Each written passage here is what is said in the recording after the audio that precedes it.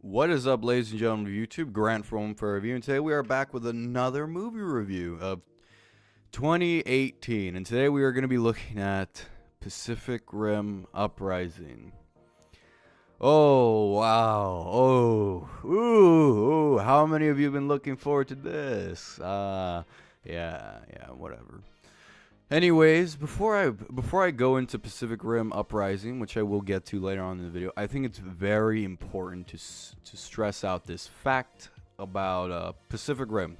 I want to get that out of the way. Pacific Rim came out in 2013, early 2013, and I wanted to talk about this movie a little bit because I don't think I've ever talked about it on YouTube, nor have I really talked about it on Twitter, except I've bashed it a few times, saying some bad things, but. Nobody really knows how I feel and what Pacific Rim really represents to me. Back in 2011, I believe, when it was announced that Guillermo del Toro was going to be doing a movie of giant kaijus fighting giant robots, it was a very new thing to do, very different.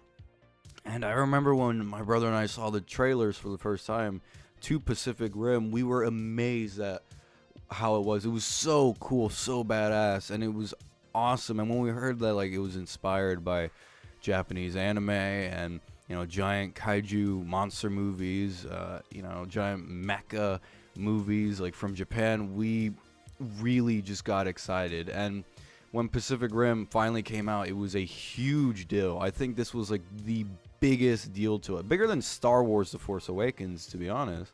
I remember we went to the theater. We went to IMAX. This was the first time 3D IMAX. We went to watch Pacific Rim, and we didn't just get like a few people or a few family members. Like, we got fucking, I think 22 people came with us. 22 people came to this theater with us. It was us, obviously, our sister, our parents, and then of course we invited our cousins, our uncles, our grandparents. Like, they all came with us to the theater to watch Pacific Rim, and we had a fucking blast. We were all excited. We were all yelling at the screen like, ah, yes, and like there was of course other people there also excited to watch the movie, and we were having a blast. And when we first watched it, we loved the movie. We thought it was terrific. And then of course we watched it two other times. The second time, my brother and I, we went with our friends. There was like less than 10, I think 8 of us. And then the third time, we were walking down in what's it called? Universal City. I forgot the name for a minute. And we were kind of bored, so we were like, hey, fuck it, let's watch Pacific Rim. So at the time, you could tell that, like, we really loved Pacific Rim. We thought it was a great movie.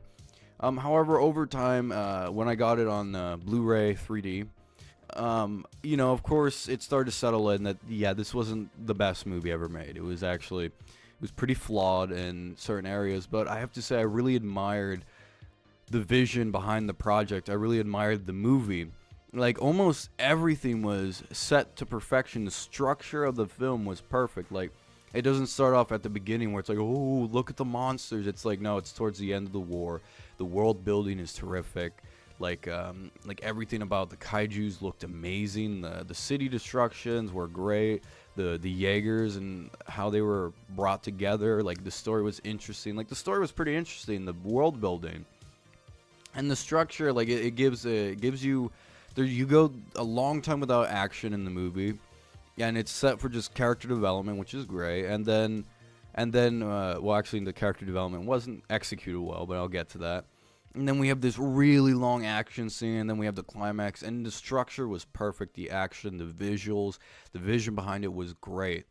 The only problems I would say I had with it were the characters themselves in the story. The story is great. It has its tension, but it doesn't have too much tension because you don't really care about most of the characters in this movie. Some of them are kind of cool, like Ron Perlman's character, who is this black market dealer in kaiju organs and stuff like that. It was kind of cool. Mako, who plays one of the leads in charge of the Jaeger, like, she was pretty cool. Even the Marshal Prescott, he was also an interesting character played by Idris Elba, who I absolutely love him. However, characters like Raleigh, I fucking hated him. He was awful. I did not like him. He did a horrible American accent. There was some horrible Australian accents, and the character development wasn't done that good. Unfortunately, the execution was very poor.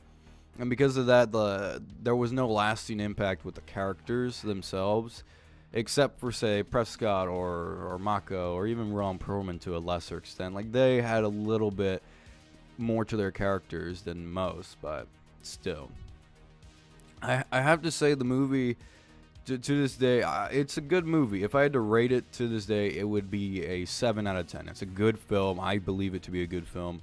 I believe it to be a great vision, a great inspirational film by Guillermo del Toro. So I do recommend Pacific Rim from 2013, but that's not the only reason I brought this up. I had to bring this up because of what Pacific Rim really represented to me. Like I mentioned earlier, Pacific Rim was obviously based on Japanese anime, Japanese media in general, with kaijus and giant robots and everything. So because of this, my brother and I became more open-minded than we ever were before, and we actually did start to watch anime, which was, the first one was Evangelion. That was the first anime I really watched. Of course, I watched anime before, like Pokemon, like the mainstream anime. But then again, I didn't even really like Pokemon that much. It was more just like, oh, it's whatever. But yeah, it really opened us up to like other anime out there. And if it wasn't for Pacific Rim, I wouldn't have watched Evangelion. And then after that, of course, I watched other terrific anime like Death Note, Gurren Lagann, Steins Gate. The list goes on. Like, I watch countless anime, and even to this day, I've still watched a ton of anime shows, and it's all fantastic. And it wouldn't have been that way if it wasn't for Pacific Rim.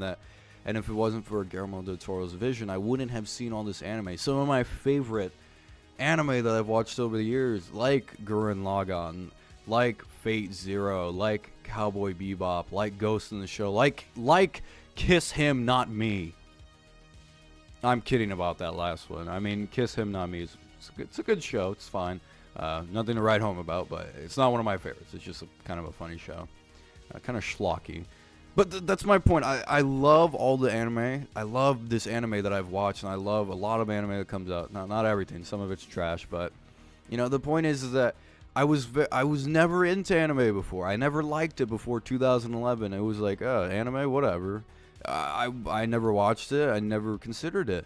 But after Pacific Rim, not after it came out, but after we started seeing the trailers for Pacific Rim, we really got into anime. And to this day, we really love anime, especially my brother, who's an avid collector on anime figures. I'm not the same way, unfortunately, but I do collect the shows on Blu-ray if I really like them. So that's really what Pacific Rim represented to me. It's something deeper than just a movie. So when I first saw Pacific Rim Uprising come up, I was extremely baffled by how awful it looked, how tamed it looked, how pandering it looked. And then I was not excited to watch the movie whatsoever because Guillermo del Toro wasn't even attached to it. It looked very pandery. Pop songs, of course, in the trailer, because why the fuck not? The action looked awful. The effects looked so bad. It almost looked like Power Rangers, the movie, which wasn't a bad movie because it emulates the show and its dumb corniness. But like this Pacific Rim, it was just like, what the fuck are they going for here? So here I go to watch the movie in theaters. I watch it and I hated it. I hated it. I will say that right now. I hated Pacific Rim Uprising. Nothing in this movie made me smile. Nothing in this movie made me happy. And it's not like Tomb Raider where I was just bored. No, I was not bored during Pacific Rim Uprising. I was angry. I was mad. I was upset that this is what I was watching. And for me to hate a movie, it must really insult me. I hate this movie the same way I hated Attack of the Clones. I hated Attack of the Clones for everything it represented, for everything it was. And that's the same thing here. Pacific Rim Uprising is a mess. It is disgusting to watch at times. So what's the story? The story is it's 10 years after the war. Who gives a fuck? We're following Prescott's son. Apparently he had a son in the first movie. He never mentioned it, but whatever. He has a son. We follow his son. He's an outcast. He doesn't want to be a ranger. He becomes a ranger again because why the fuck not? What else happens? The world has changed a little bit. Kaiju shit is not happening anymore. But then the mad scientist Newton from the first movie, Dr. Newton, he is back, of course, and he is the bad guy. He opens a portal, bringing up the kaiju. Kaiju need to get to Mount Fuji. Apparently, they were always trying to get to Mount Fuji to ignite it, and then it would destroy the rest of the world. And that's the fucking movie. I don't care. I don't care. I didn't even mention like there's one other girl who becomes a part of these other stupid kids about of cadets or some bullshit like that. I don't know. And yeah, I hated it. I hated the story. The plot holes. I'll get into the plot holes right now. First and foremost, Prescott having a son, who was played by John Boyega in this movie, who's not a bad actor, might I mention. He just hasn't had the best roles lately. So he's in this movie, and this is supposed to be Prescott's son. Now, they kind of explain what he was doing, but it's so weird because in the first movie, he never mentions he has a son. Not even a little hint. He mentions that at a young age, he raised Mako, who at the time in the movie, I believe she was like in her late 20s, early 30s. Not the actress, I mean like the actual character. So she was relatively young. Or maybe she was in her mid-20s. That's what she was supposed to play. I don't know. The point is that he had raised Mako from a very young age of, I think she was 7, like when she found her.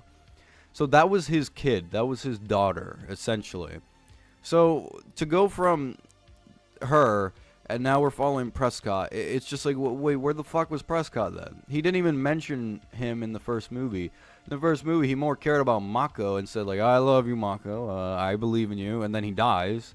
But what about your son? He didn't say, I love you. Tell my son I love him. It's like, no, I guess he just didn't have a son in the first one. And now conveniently, they say, oh, he has a son now. So yeah, and then they try to do this thing where it's like, oh, yes, Mako is my sister and whatever. I love her. I don't know why he's French, but whatever. And it's like, wait, but we've never seen that connection with you and her. Even in the fucking movie, we don't see the connection with him or her. Like, they have 2 scenes together, both under a minute, might I add. And then she dies in the beginning of the film. Great. The only interesting character that returned is dead within the first, 10 minutes of the movie? 20? I don't remember. It was just weird. And then the second biggest plot hole in the movie, or the first biggest plot hole, is that they mentioned that, this whole time they find out that the kaiju were heading towards Mount Fuji all along. That includes the first movie. Okay, fair enough to ignite it and destroy the world, but that doesn't make sense with the context of the first movie, Pacific Rim. Because if they were going towards Mount Fuji the whole time, then the kaiju that went to San Francisco must have completely been misdirected. Like, where was he going? He went to San Francisco. Or what about the kaiju that went to Sydney, Australia? What the hell was he doing the whole time? He just went to Sydney, Australia? But that's not even the worst part. You could argue, oh, okay, maybe they got mixed up or some shit. Even though in this one, they know exactly where to go. What about the kaiju that, towards the middle of the movie, they're in the main fight, they go straight to Hong Kong. They go past Mount Fuji in Japan. It's in Japan, goddammit. Mount Fuji's in Japan. They go to Hong Kong. Why did they go to Hong Kong in the first movie if they're trying to get to Mount Fuji?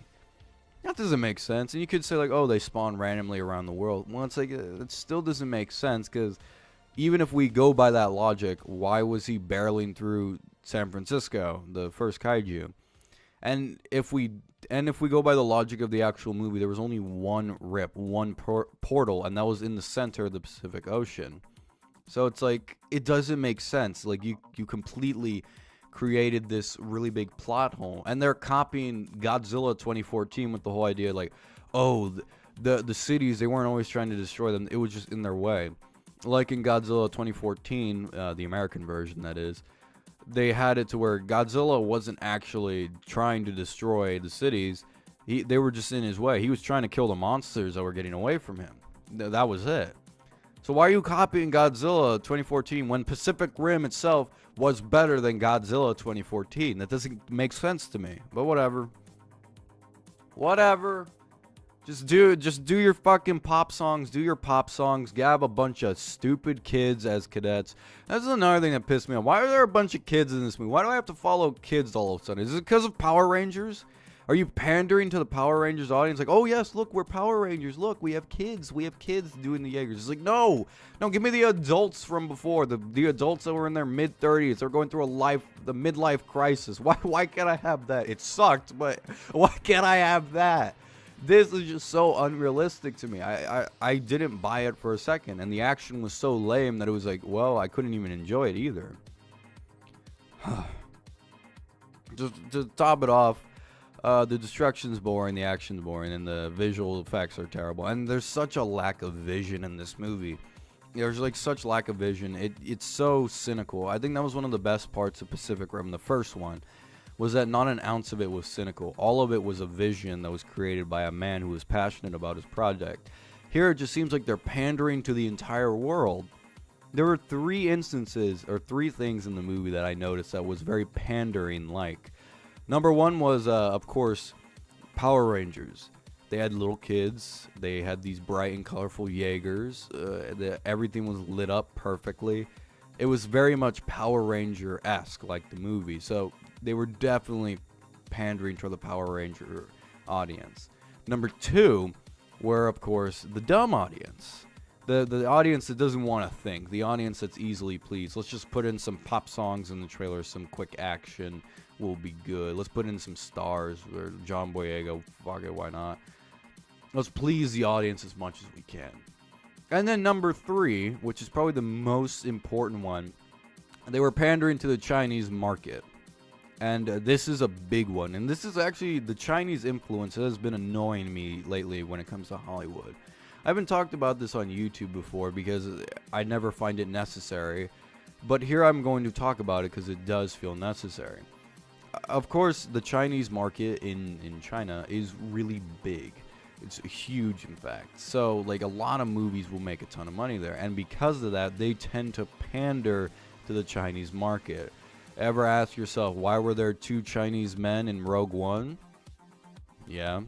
Did you ever wonder, hey, in Tomb Raider, the movie from, that I reviewed 2 days ago, hey, they're going, the whole point of the movie is going to an island off the coast of Japan with Japanese traditions and Japanese samurai. You ever notice, why did Lara Croft go to Hong Kong instead of Japan? Why did she get a guy who was Chinese to go to Japan? And then when we get to the island, instead of shipwrecked Japanese fishermen, it's shipwrecked Chinese fishermen, okay? And instead of seeing the samurais and Japanese traditions, we see nothing of that. We just get a hint of it, and then zombies appear. Ever notice that? Yeah, I bet you did. Yeah, as you guys can tell, the Chinese market does influence a lot of movies. It also influenced The Mummy in many different ways, which I'm not going to get into. But for Pacific Rim, it was blatantly obvious. Here we have a movie that is about Japanese media, essentially, inspired by Japanese media. And everything in it is Chinese. Like, their headquarters is still in China. Not in Tokyo or Japan or whatever. It's still in China. The leaders are Chinese. The lady who's in charge of the drone operation is Chinese. Like, the extras in the movie, Chinese. The cadet, he's Chinese. The one Japanese person in the movie, who is Mako, played by Rinko Kamuichi. I did pronounce that wrong, excuse me, but Mako, who the only returning character from the last movie who was Japanese, and in the first movie spoke Japanese, doesn't speak a word of Japanese in this movie at all. And she is barely in it. She was in it for less than 3 minutes. She has 2 scenes, and then she dies immediately. Now you might be asking, why? Why does she die immediately? What was the purpose? Well, not to sound racist, please don't call me this, because this is a fact. The Chinese are not very fond of the Japanese. And if you're going to sell a movie in China, it's probably best not to get them angry. And I'm not trying to be racist here. I'm not trying to assume things, but this is actually this is a fact. Not only does the Chinese government not like Japan, but also I've talked to many Chinese people who have come to the United States, and they talk friendly about Koreans. They're like, oh yeah, Korean people are great. But then every time I mention Japanese, they're always like, oh, ugh, the Japanese, oh, they're so noisy, they're so this, so stupid. Like, they'll always say something. And I'm not joking either. I've met a ton of Chinese people. I've talked to them because I am interested in China, like the government and the society it is. But they always mention how they don't like the Japanese. And it's just kind of weird. It's just strange. I don't know why. And, you know, that's how it is. I'm not going to get mad that that's how it is necessarily. If that's how they are, that's how they are. The same thing with Japan. They don't really like the Chinese government. And, you know, it makes sense why they wouldn't. You know, I'm who am I to judge? I mean, I'm not crazy about the Russian government. I'm not crazy about North Korea. But, you know, like, of course, when we're talking about movies and film, this movie, Pacific Rim, is based off of Japanese media. Why the fuck is there no Japanese influence in it besides the fact, oh, Tokyo gets destroyed? Pretty sure the Chinese were pretty happy about that. Even though if Tokyo was destroyed, that'd be a huge crisis around the world. But, you know, like, things like that really did bug me, and the Chinese influence on this market has really been annoying. Now, again, I have nothing against the Chinese themselves. I'm talking about the government, and I'm talking about Hollywood that's trying to pander to these people. It's like, you don't need to pander. Just make a good movie, and they'll watch it, hopefully. Like, it's annoying. It's frustrating.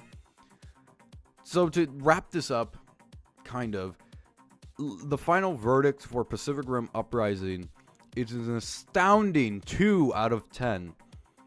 I didn't give it a 1 out of 10 because I didn't want to be too unfair.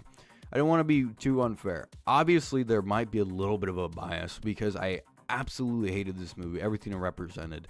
So because of that, I absolutely couldn't enjoy anything good in it. Hell, even the theme song, the really cool theme song from Pacific Rim that's so memorable, it's played for 2 seconds in the movie and not even during a fight. So this movie pissed me off. I was angry the whole time watching it. I didn't enjoy watching Pacific Rim. I don't recommend watching Pacific Rim Uprising. It's horrible. It's pandering as fuck. And it's annoying to watch. It's frustrating. But if you guys have watched it, let me know what you guys thought below. Did you like it? Did you not like it? What do you think about the Chinese influence? Do you think it's true or not? Let me know down below in the comments. As always, rate, comment, and subscribe. And I'll see you next time on One Per Review. As always, have a nice day.